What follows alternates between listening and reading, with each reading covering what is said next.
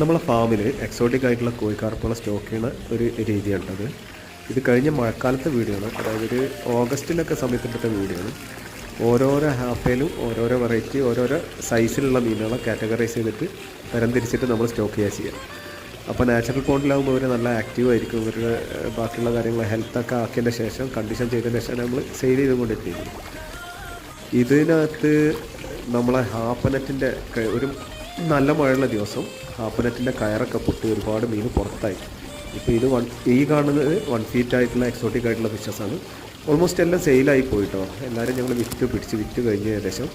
ഇത് കണ്ടില്ല, പുറത്ത് കണ്ടില്ലേ, അതൊക്കെ ഇതേപോലെ കുളത്തിൽ നിന്ന് ഹാപ്പയിൽ നിന്ന് പുറത്ത് ചാടിയ മീനുകളാട്ടോ. ഇവരൊക്കെ നമ്മൾ കുറേ എണ്ണത്തിനെ പിടിച്ചപ്പോൾ ഓൾമോസ്റ്റ് സെയിലായി തീർന്നിട്ടുണ്ട്. പക്ഷേ ആ വീഡിയോ ഒന്ന് നിങ്ങളെ കാണിക്കാമെന്ന് കരുതി. ഇതാണ് നമ്മൾ സ്റ്റോക്ക് ചെയ്യുന്ന രീതി. നാച്ചുറൽ പോണ്ടിലാകുമ്പോൾ മീനുകൾ നല്ല ഹെൽത്തി ആയിട്ട് ഓടി കളിക്കും. നമ്മൾ തരുന്ന മീൻ